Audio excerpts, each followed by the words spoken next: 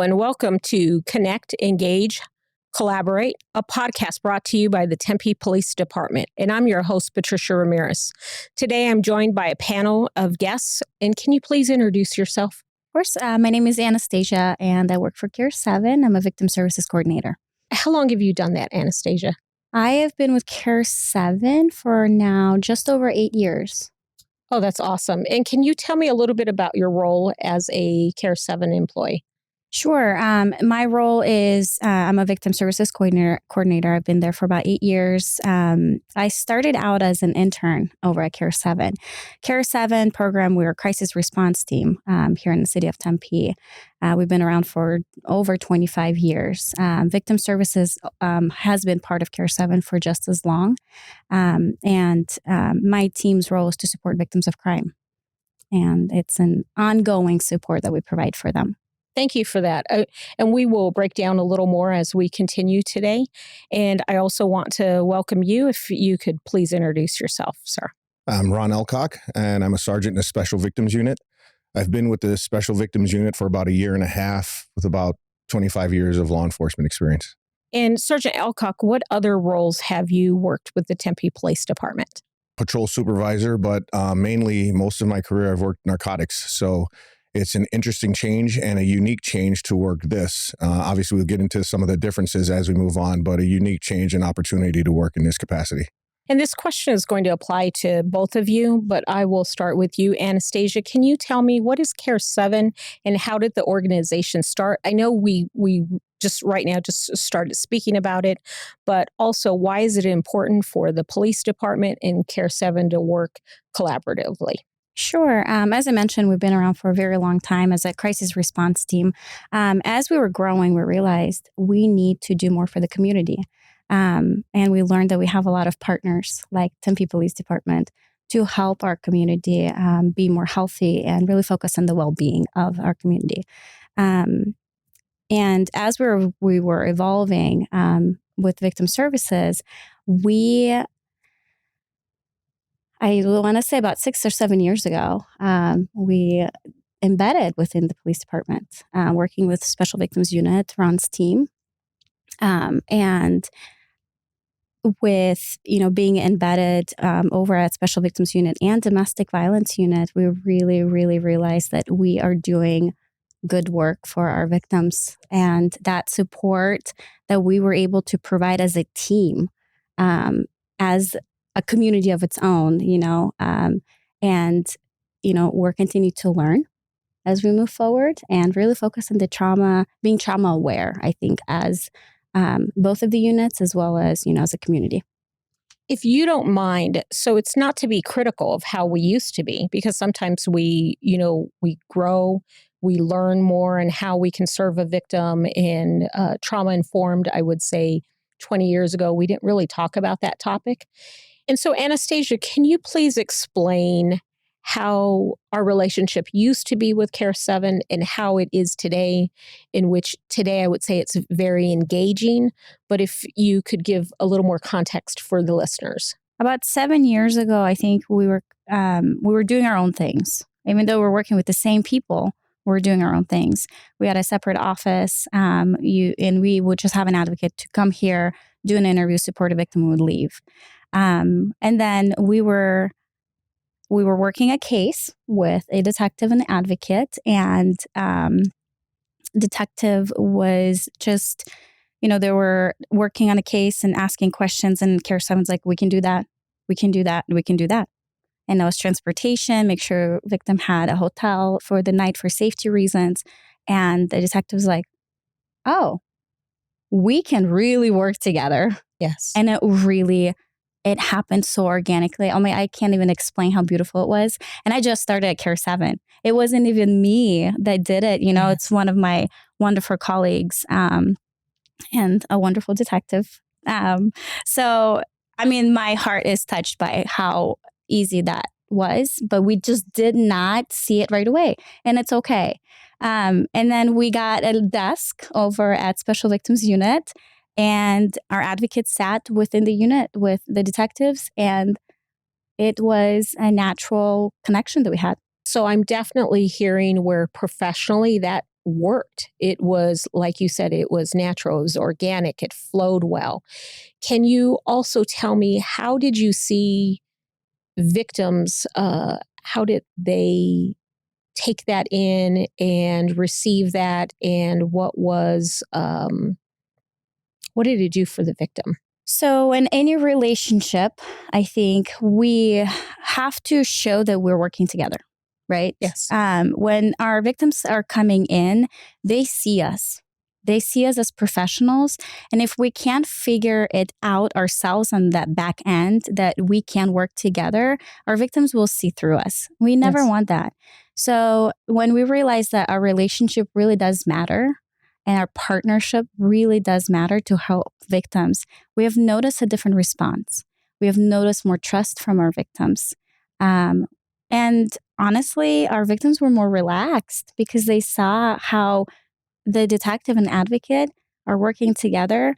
And advocate is still confidential, but that advocate is there to support you and really make sure that you, as a victim, are able to disclose what you need to, feel comfortable with the detective, and know that your support system is right outside of that door. And the detective is able to provide that support by giving you that space, right? So I do think truly it has changed so much how victims are responding to that partnership. And you said a key word. You said victims you noticed were more relaxed. But this is also on a day that is filled with trauma, triggers, I'm sure, start to arise for a person. They're going to be interviewed by a stranger, that is the detective. There's so much going on, I'm sure, for the victim, but this allowed it to be more gentle and, I would say, kinder. Would you agree in terms of what the victim was able to get out of this Yes, relationship? And that's 100%. powerful. 100%. That's our goal, right? In their most difficult time, our victims are going through something very terrible. Yeah. We are responding in you said the word, the kindest way we can. We want to provide a safe environment for them, a comfortable environment for them, um, and supportive, not just from an advocate, but also from a detective who is really, truly trying to help. So, this is my passion. This has been my passion for many, many years. So, Yes. talking about this really, truly touches my heart that we're able to do this as a team. And so, And this I is, just want to thank thank you. you for I want to thank you for your passion and for your heart and for making a difference to so many victims through the years. I truly do thank you. And Sergeant Elcock, so you have shared that you've come into the unit roughly under 2 years. And can you also share your perspective of seeing this relationship? Did you know of this type of relationship that we had? And if you could please share your experience and your perspective. So I didn't know of the relationship that was established, prior to being here.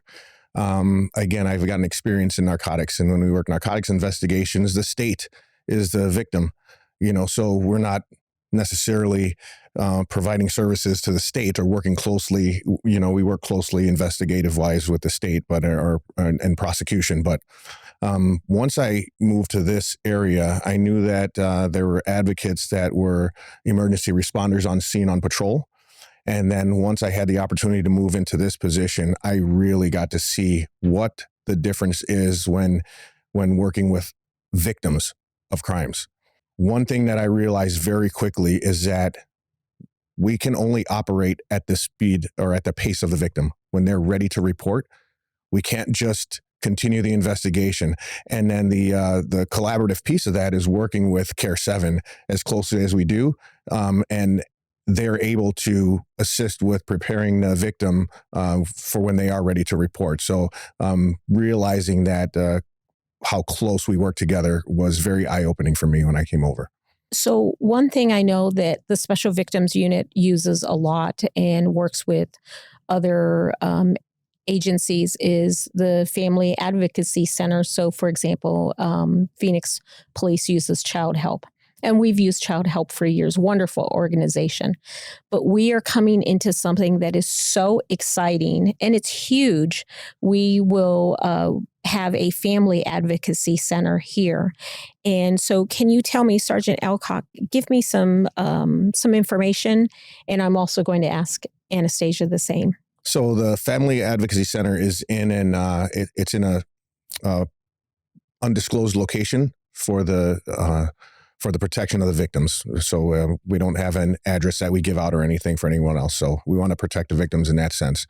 And it gives them a place where they can respond to, where they get a continuum of care, where they're able to speak with a detective or speak with Care 7 probably first, so that they're in the right mindset and they have their needs taken care of prior to them disclosing the incident that occurred to them.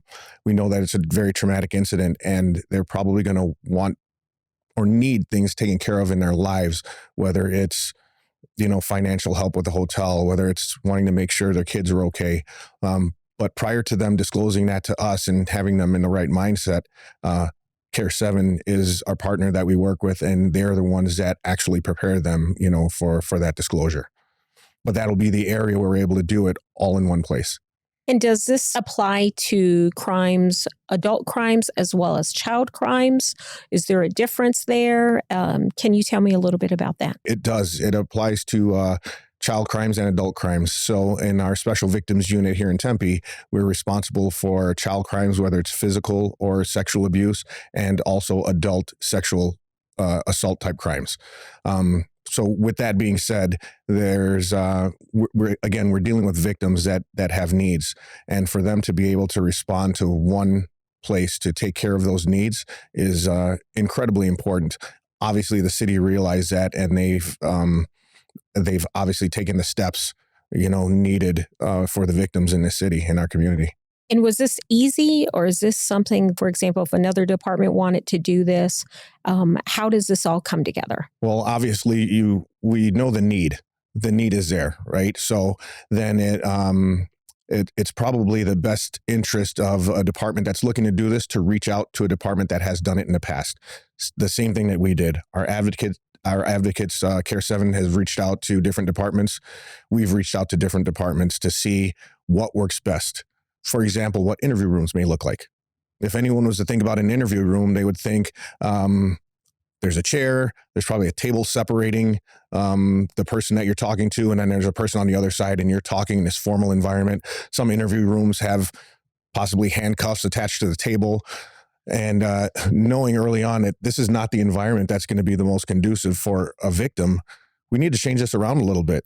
So obviously, working with Care 7, they said, hey, the best thing that we've seen for victims is if they've got a comfortable environment, maybe couch chairs, maybe a coffee table in between them. So now that's even more of a feeling of being comfortable. And when they're in that environment, it's easier for them to disclose this incident that's happened. I mean, it's a very traumatic incident. We at least have to get them as comfortable as they can be so that they can disclose what they need to us, and we can continue the investigation. And for example, when we are dealing with child crimes, often you will hear a parent say, oh, my daughter, my son, they are shy. They won't open up to a stranger. This is just too much. And yet we do need to do what is called a child forensic interview. Correct. And that has to be very well structured. It is a child coming with a parent and speaking, in a sense, to a stranger. So would you say that the advocacy center becomes vital in terms of that interview with the child? Absolutely. Again, also with the interview rooms, how those are set up, there could be coloring books, or there could be dolls, or anything to make that child more comfortable so that they're able to talk to this stranger without parents being around most of the time. And it's so fortunate that our city was able to put this advocacy center together. We have many child victims and adult victims that report to our police department, and for them to have a place where they're comfortable to disclose the information that they have to give to us, we want that environment to be perfect for them. And now, Anastasia, the excitement of the Family Advocacy Center, can you please share with us how important this is? What is the change that we are now going to see? yes, we were very excited when this is going to be a one-stop shop for victims of crime. We want to make sure that they feel comfortable and supported through the whole process. When we were working on the sketches of what the building's going to look like, we were so lucky to be able to say, this is where we want the rooms, this is where we want the walls, because we're thinking what is the best for our victims. The ASU Police Department, Tempe Police Department, and Care 7 Human Services came together and we're like, okay, this is what our community needs. We've done so much research. We've gone to many, many different family advocacy centers ourselves just to see like what works for you, what doesn't. And we drove to Yuma just to see their center. You know, we were really excited and did a lot of research on this. And the people that we spoke with really were honest with us. And we took all of that and we put it into this facility. We're like, how can we serve our victims best? And when we're creating the floor plan of the building, we considered exactly what Ron was saying. How can children that are coming through, how can we make them feel comfortable in the most uncomfortable situation that they could ever experience? This is the trauma that they experience is going to carry with them. And it's always how we respond to help them. And that's our response to that as a community. You know, I always really say, victim services, Care 7, PD, but it's a community response in reality. We are asking our victims, what do you need? What would have been more helpful to you? Very important. So I think that this facility is going to provide all of that. It's going to provide everything the victim needs. And also what our staff needs, to be able to do this work, because it's not an easy job. So Anastasia, can you also share with me, how does this benefit Care 7? And then I wanted to ask Sergeant Elcock, how does the Family Advocacy Center benefit the detectives? I think us having this facility and victims feeling comfortable to report, because as you know, we will be also welcoming anyone who needs assistance if they were a victim of crime. They don't necessarily have to report to the police department. But I think with all the supports that they can get within this facility, it's making our job easier, because having all the tools that we need within one space, we can help our victims more. For example, a victim who is able to come in and have all the basic needs totally taken care of, and let's say their children, they need other things that they need. We are able to provide all of that, where now that victim can come in and say, I'm ready to report, making it easier for our detectives to do their job, because they have all the information that they need, because that victim is healthy enough to provide that information. When we are constantly in our stress mode, and I don't want to go into too much detail about toxic stress, but when we're constantly in our stress mode, we don't respond the way we think we want to respond, right? So oftentimes, if we are not healthy and we're constantly thinking with our stress brain, I call it the stress brain. I know it's not a new thing. Our victims are not going to be able to talk about what happened to them, because their brain does not allow that. So once they come into the center, I really, really hope that they're able to feel the comfort. And it may take a couple of days, right? It doesn't happen all in one day, and we have to be realistic about that. So it's making this facility will make our job easier, our response to our victims, and being all in one, having 2, 3, most amazing work groups together to help victims. Is going to improve our response to victims. Absolutely. I hope I made sense. Absolutely. Okay. You certainly did.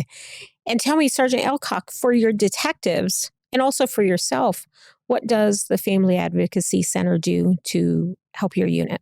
First off, we work together very well. And to have a location where we are physically that close together, able to share information even more quickly and in person, I think that in itself gives, I think that shows a comfort that the victims will actually see that. They will physically see that. And that gives them a level of comfort as well for when they are ready to disclose and they come over to our side. So just physically having them that much closer makes all the difference in the world for how the information is then given to the detectives, and then the detectives can then further the investigation from there.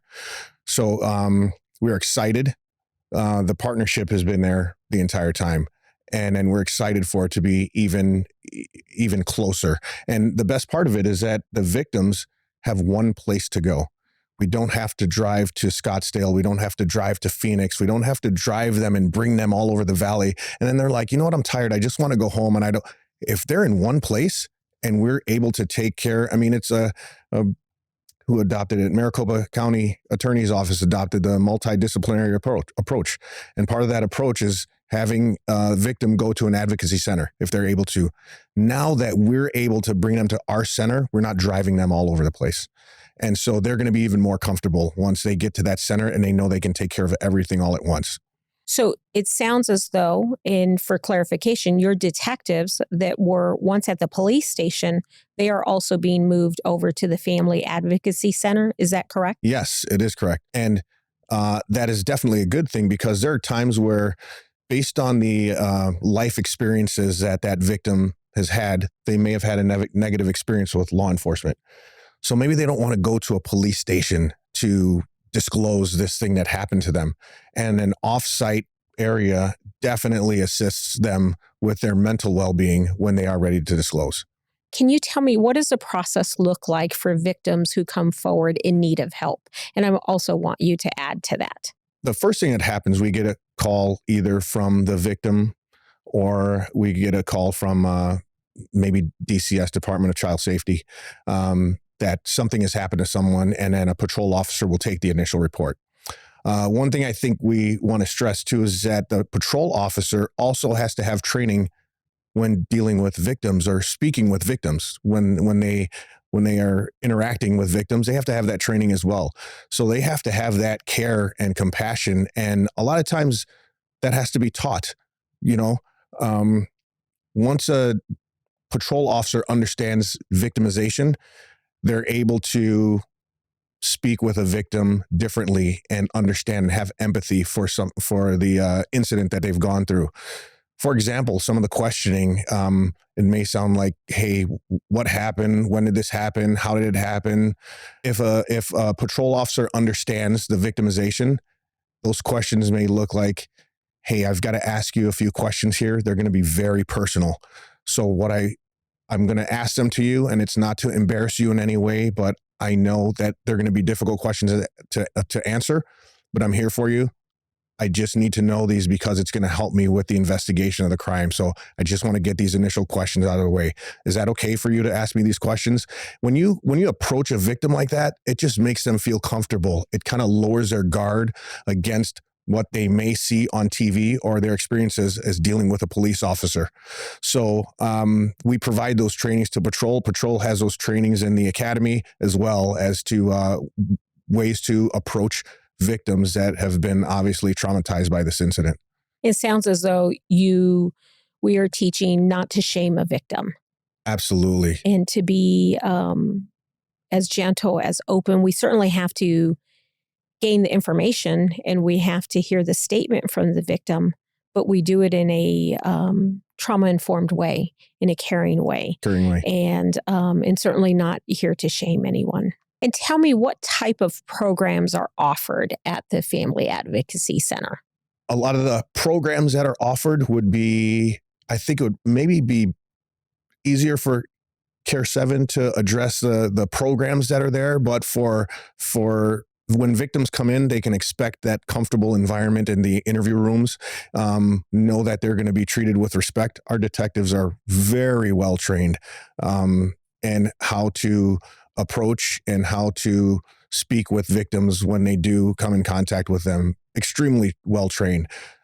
So that's the expectation that they can have there. As for programs that extend beyond the investigation, whether it's assistance with getting orders of protection or keeping them informed of the investigative process, we obviously provide that as well. And I know that there are other programs that are available to victims, so prior to them actually reporting to us, so that can have them in the right mindset so they're able to report. And Anastasia, what programs will be available at the Family Advocacy Center? Once a victim walks in, just an overview real quick of the center, okay? We'll have a lobby area, and then past the lobby is where all the programs start. So victims don't have to participate in every single one. This is completely, if you just need one small thing, that's all you're going to get, and you can head out and come back whenever you're ready. That's it. So we want to make sure that people are comfortable with where they're at, and there is no pressure of continuing with anything. So we will have advocacy. That is personal advocacy. So if they need an order of protection, injunction against harassment, any hearings that they may have through the court, we have been talking to our presiding judge, and he's very willing to work with us on that. So we'll have a little courtroom within the facility. We'll have our nurse that's going to have her own space to do the exams, so they can take care of that. We will have our trauma healing program. So that's the biggest program that we have. So that's more of the ongoing healing program for our victims. That will include art, music, therapies, yoga. I think a lot of people may think as they're listening, how does art and, or maybe music help? It helps a lot. And, I'll be very honest, I've done a lot of research myself to understand it, because I can't explain some things if I can't understand it, right? So we did hire a trauma healer. So her role is to work on that program. And then we will have parenting classes. We will have support groups for kiddos. And, support groups are fun for kids. We want to make it engaging, supportive, and safe. And of course, within our advocacy, we will focus on, from beginning to the end, what is it that you need? That continuum of care that Ron had mentioned, that's our goal. And we really want our victims to get to the point where they feel that they are able to, when something bad happens, that they're able to respond in a healthier way. How can I manage that a little bit better? Because I learn all of these skills within that facility. And I don't want to see you again, right? That's every time I talk to a victim, I'm like, you are wonderful and you're strong, and I really don't want to see you again, because that means something happened, and we don't want that, right? We want you to be independent and healthy, but it takes time. It does and take we time. are here to support for as long as you need. We don't close out cases, and we don't let people go unless, they're ready to go. So you hit on something, though, before we move to the next question that I think is extremely important for a listener to hear. You said if a person comes and they only at that date, that time, their brain, their trauma, they just need this little bit of help right here, because maybe they're not ready for the next step. And I hear that we are going to respect that. And we can open a case later. And we have done that successfully, the Tempe Police Department. So can we talk about the importance of meeting a victim where he or she is, and how sometimes the victim may need a little bit of healing time, and then we can come back at the case again. Does that happen? That happens very often. There are many times a victim will come in and give us an initial disclosure of an incident. And after that disclosure, we attempt to get a hold of them again. Care 7 will attempt to get a hold of them again. And we're not able to get a hold of them, and we find out they're in some kind of treatment at the time. So we'll hear that, hey, I can't move forward with the case right now. I have to work on some things for myself first. And obviously we have them contact Care 7. We connect them with Care 7 and their detective. So they have two people that they can call at any point in time. But it could be a year later and they will call back and they say, I'm ready to disclose. And I will have a detective come to me and say, hey, can we open this case? This victim is ready to disclose and ready to talk about the case. And that's exactly what we'll do. So at any time, those cases can be opened and we'll investigate it to the fullest.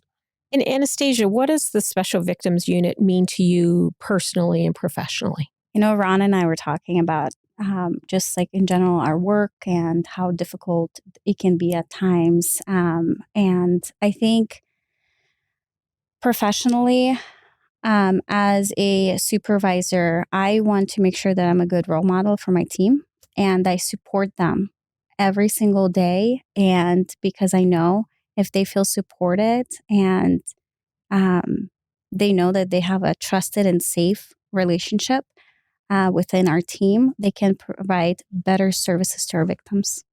I think that working with victims of sexual assault, it's very different population that we're working with. This crime is so personal, um, and I need and ask always my victim advocates to be gentle with yourself, and I'll always support you in no matter what you need, because then at the end I know we're providing better services for our community. Um, and, with personal, I don't think I have to tell you this again, but this has been my passion for many years. I come from a different culture. I grew up in a different country, and how we respond as a city to these crimes is amazing because I come from a place where we don't respond to these crimes at all almost. So this really means a lot to me.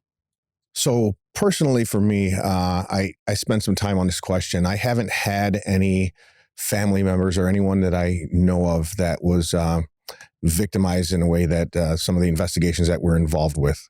However, throughout my 25 years, I have seen the significant effects that trauma can have on an individual and on their families as well, and on their children.